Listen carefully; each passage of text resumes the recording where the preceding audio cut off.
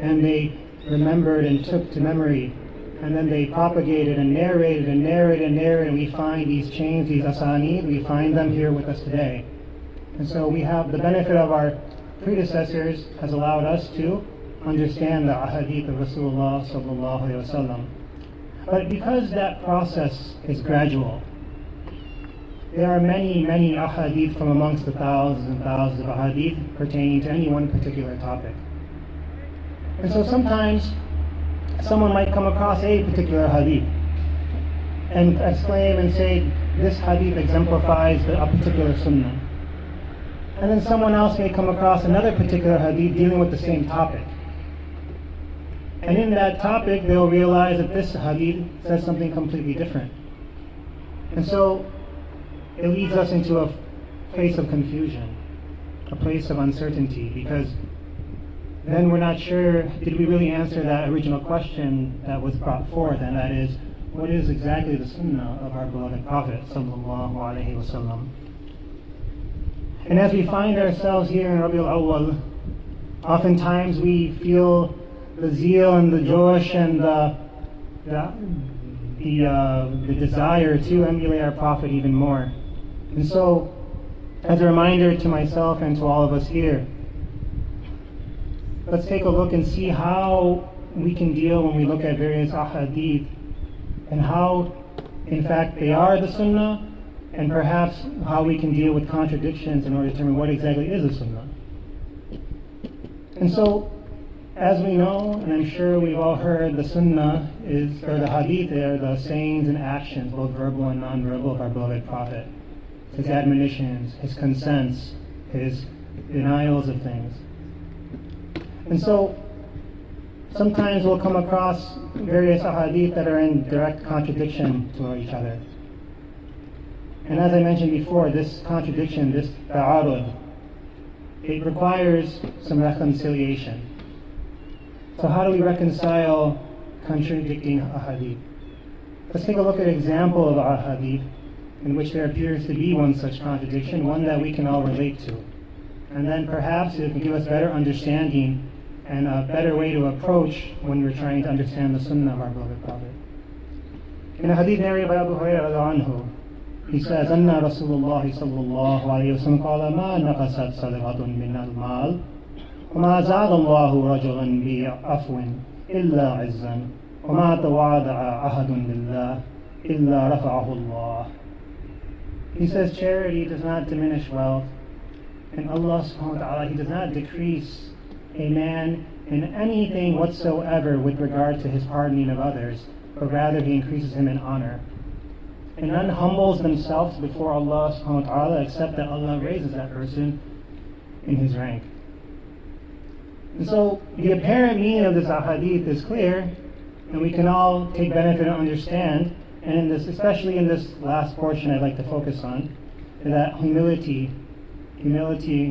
is the act of lowering ourselves before Allah subhanahu wa ta'ala, and yet Allah subhanahu wa ta'ala increases us in our ranks. And so there is no doubt, there is no question that humility is something beloved to Allah subhanahu wa ta'ala. But then perhaps someone is looking at another ahadith, and this is also a hadith that's of an authentic chain of narration, and the narrators are reliable. And in it is narrated from the grandfather of Amr ibn Shu'ayb. He says, قال رسول الله صلى الله عليه وسلم إن الله يحب أن يرى أثر بنعمته على عبده. That indeed Allah subhanahu wa ta'ala, He loves that when a person shows his favors, the effects of Allah's favors upon them. And so, on the outward meaning of this ahadith, what we're talking about is that when Allah subhanahu wa ta'ala bestows His favors upon us, our health, our wealth, our family, that we should show others and show in public that we have these bounties and these favors given to us by Allah subhanahu wa ta'ala. And so immediately what might come to the intellect as they're thinking about these two ahadith is that how can one be humble? How can one be in a state of humility, lowering themselves, yet at the same time, how can they be what appears to be as if they're showing off? These two seem in direct contradiction to each other. And yet, one person might say, which is the sunnah? Is it the first hadith? Is it the second?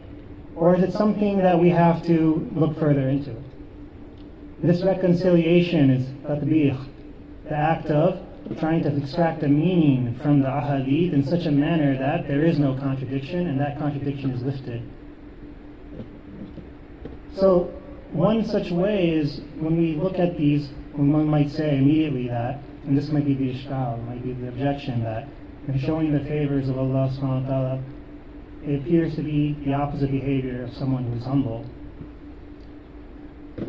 But yet, one of the manners in which we show our favors to Allah subhanahu wa ta'ala, one of our ways of showing our humility is to be grateful to Allah subhanahu wa ta'ala. And if we were to categorize our gratitude and to just take a knife and cut that cake in half, there would be two types. One is shukrun qawli, that would be our verbal gratitudes, our alhamdulillah, our mashallah, our thanks to Allah. And the other is our shukrun fi'li, our actions, our gratitude through our actions. And so, granted, when we are bestowed favors by Allah subhanahu wa ta'ala, oftentimes a person might say, of course we should say alhamdulillah, we should praise Allah subhanahu wa ta'ala. But at the same time, those favors, we should show Allah subhanahu wa ta'ala that the favors He's bestowed upon us, we are actually utilizing them. If Allah subhanahu wa ta'ala gives a person some wealth, and yet he wears ragged clothing that's dirty and tattered and torn, this is not humility. Rather, this is showing that you are ungrateful to Allah subhanahu wa ta'ala, even giving you the bare necessities. And so, but there is a boundary, there is a limit. When Allah subhanahu wa ta'ala, He says that He wants people, He loves that people be humble and that He raises their ranks through it. That doesn't mean that when we have favors given to us by Allah subhanahu wa ta'ala that we go beyond the limit. Oftentimes you hear this statement in American society where they say, oh, you're trying to keep it up with the Joneses. The meaning is that your neighbor, if he gets a new car, or he gets an house improvement, or he does something, then the feeling of the other neighbor is that I need to compete. I need to do something better. That's called keeping up with the Joneses. And so, this type of competition, it can lead to an unhealthy attitude towards how we show off. Because the limit of the favors of Allah is different for every person. But yet, it's very easy to fall into this trap of going excessive. Perhaps misrepresenting the favors of Allah by, for example, if you have someone who is just graduated from school, high school student just graduated, and he goes to the shopping center and buys like a $3,000 Armani suit, and he walks down the streets of Manhattan, people might think, oh, this guy, he's loaded. He's got a lot of money. He must be a big shot. But he just barely graduated high school, he's wet behind the ears, he hasn't even fulfilled his next stage of education. He doesn't even have, his credit card bill is essentially the entire cost of that suit. This is a misrepresentation. And this is a deception to society. So this is the exact counter to being gracious to Allah subhanahu wa ta'ala, because it is showing a deception to society as a means of making yourself look good. And that's not a shukrun fi'li, rather that is a deception. Okay. And likewise, if somebody, Allah subhanahu wa ta'ala gives them a lot, mashallah, and yet they try to make people think they don't have much, so that maybe they think, oh, they're bakhil. They say, if I dress poorly, I live, and I'm going under the guise of humility, but really I just don't want people to ask me for money. I don't want people to know I have wealth. Again, this is a deception. And so the point of this is that this tadbiq, this reconciliation between these two ahadith is that there's balance.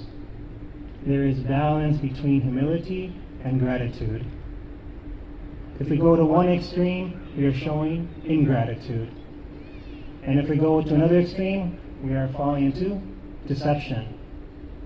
And so, just in this example, we can see that the sunnah cannot be isolated to only say it's this hadith or that hadith, but rather it's the collection and the meaning derived from all of the ahadith. And that is the sunnah of Rasulullah sallallahu alayhi wasallam. That is his life. Because how far be it for us to take one small ahadith and summarily categorize that as the life of Rasulullah sallallahu alayhi wasallam. How dare we do that? The man who we look up to, the man who we give salawat to 5 times a day, the man who is the sabab by which we are here today. Our Islam is subservient to the fact that he came down with that message by the will of Allah subhanahu wa ta'ala. So to just say his sunnah is something as small as one statement is doing disservice to the 23 years of his nubuwwat. It is doing a disservice to all the effort, all the mujahadah he did during those 23 years. And so when we want to emulate the Rasulullah sallallahu alaihi wasallam, we want to fulfill his sunnah, then we should look towards his entire life. We should learn about his entire life. We should learn about the context of the situations that he dealt with, whether the positives and the negatives, and take understanding from them. And so then we look towards our respected elders, our respected teachers for guidance in these matters. We ask for them to teach us the context behind the ahadith so that we can have better understanding of the sunnah. And inshallah, in having that understanding, may Allah subhanahu wa ta'ala give us the tawfiq to live our lives in the most best of manners, which is the manner of Rasulullah sallallahu alayhi wa sallam.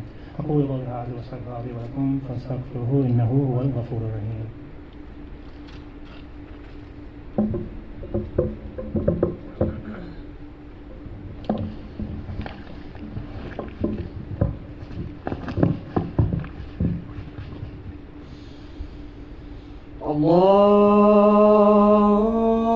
الله أكبر الله أكبر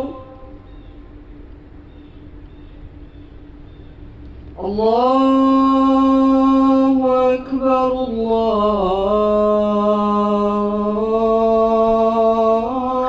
الله أكبر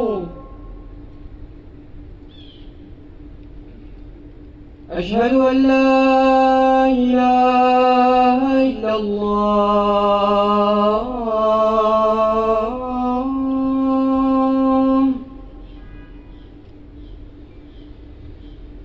أشهد أن لا إله إلا الله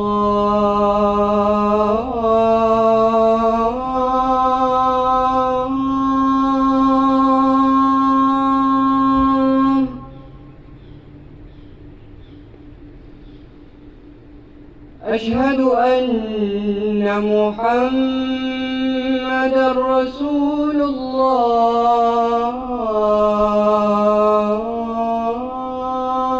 الله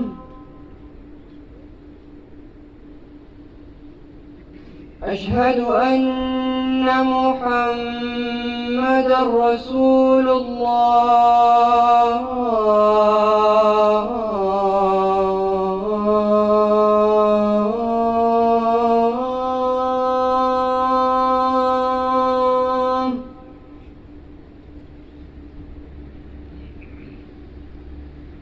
حي على الصلاة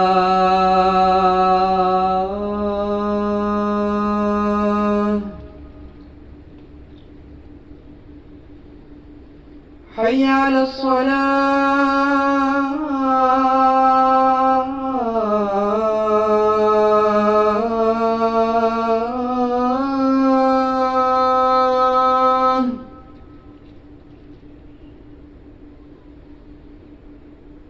حي على الفلاح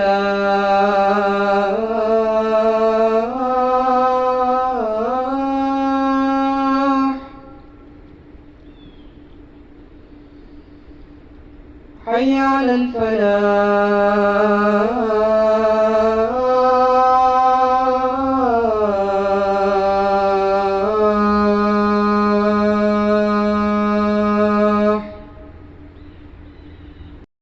الله أكبر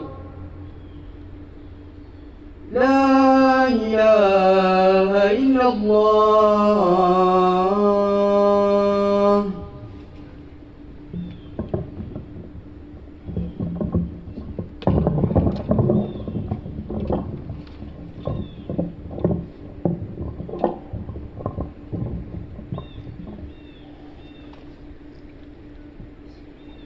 الحمد لله والعاقبة للمتقين والصلاة والسلام على رسول الكريم وعلى آله وأصحابه أجمعين.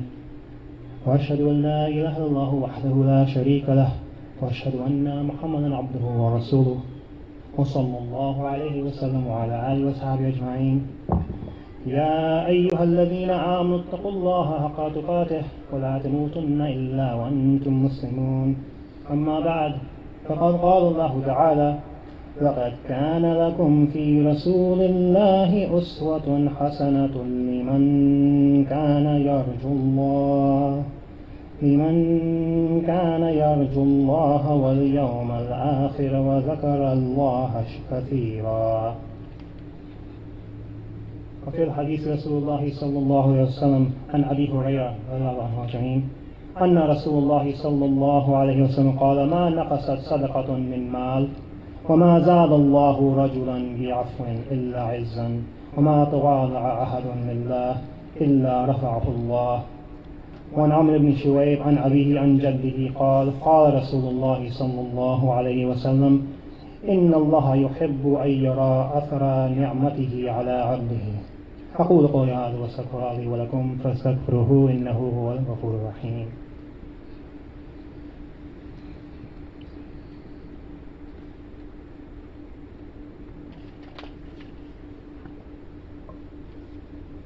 الحمد لله نحمده ونستعينه ونستغفره ونؤمن به ونتوكل عليه، ونعوذ بالله من شرور أنفسنا ومن سيئات أعمالنا. من يهده الله فلا مضل له ومن يضلل فلا هادي له، ونشهد أن لا إله إلا الله وحده لا شريك له، ونشهد أن محمدا عبده ورسوله أرسله بالحق بشيرا ونذيرا بين يدي الساعة. من يطع الله ورسوله فقد رشد، ومن يعصهما فإنه لا يضر إلا نفسه ولا يضر الله شيئا. أعوذ بالله من الشيطان الرجيم. بسم الله الرحمن الرحيم. إن الله وملائكته يصلون على النبي يا أيها الذين آمنوا صلوا عليه وسلموا تسليما. اللهم صل على محمد عبدك ورسولك، وصل على جميع الأنبياء والمرسلين، وعلى المؤمنين والمؤمنات والمسلمين والمسلمات، وبارك على محمد وأزواجه وذريته. قال النبي صلى الله عليه وسلم: أرحم أمتي بأمتي أبو بكر، وأشهدهم في أمر الله عمر، واصدقهم حياء عثمان، وقضاهم علي، وفاطمة سيدة نساء أهل الجنة، والحسن والحسين سيدا شباب أهل الجنة، والحمزة أسد الله وأسد رسوله. اللهم اغفر للعباس والده مغفرة ظاهرة وباطنة لا تغادر ذنبا. الله في أصحابي لا تتخذوهم غرضا من بعدي، ومن أحبهم فبحبي أحبهم، ومن أبغضهم فببغضي أبغضهم. وخير أمتي قرني ثم الذين يلونهم ثم الذين يلونهم. عباد الله، إن الله يأمر بالعدل والإحسان وإيتاء ذي القربى وينهى عن الفحشاء والمنكر والبغي يعظكم لعلكم تذكرون. فاذكروني أذكركم واشكروا لي ولا تكفرون. قيم الصلاة.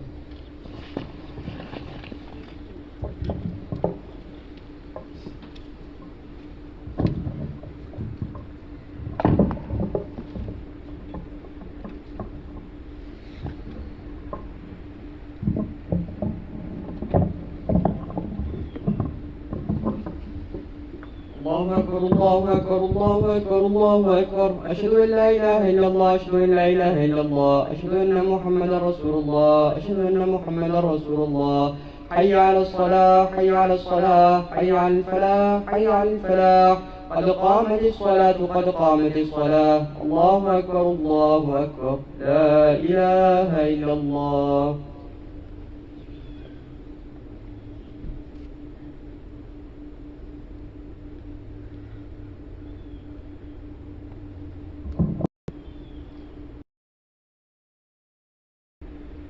الحمد لله رب العالمين، الرحمن الرحيم، مالك يوم الدين. إياك نعبد وإياك نستعين، اهدنا الصراط المستقيم، صراط الذين أنعمت عليهم غير المغضوب عليهم ولا الضالين.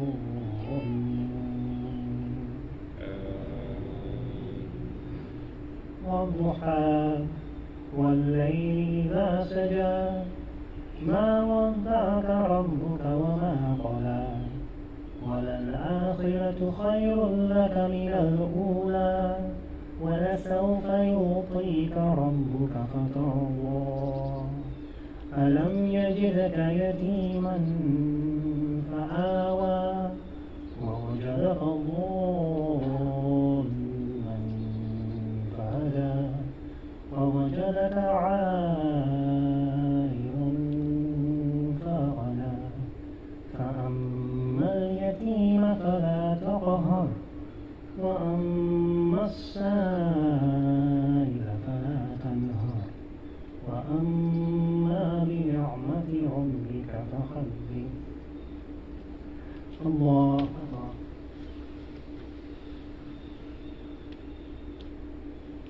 سمع الله لمن حمده الله أكبر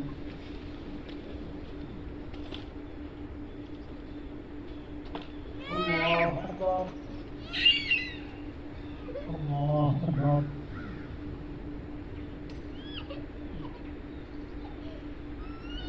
الله أكبر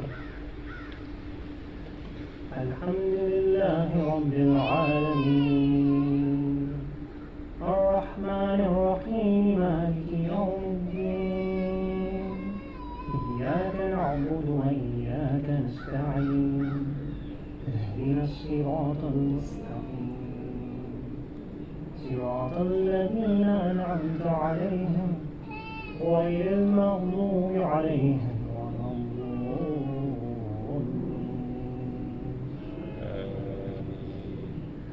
ألم نشرح لك صدرك ووضعنا عنك وزرك الذي أنقض ظهرك ورفعنا لك ذكرك فإن مع العسر يسرا إن مع العسر يسرا فإذا فرغت فانصب وإلى ربك فارغب الله أكبر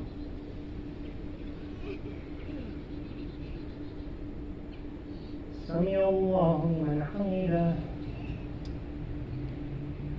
الله أكبر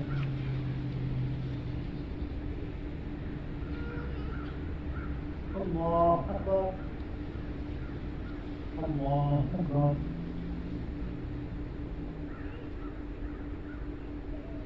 الله أكبر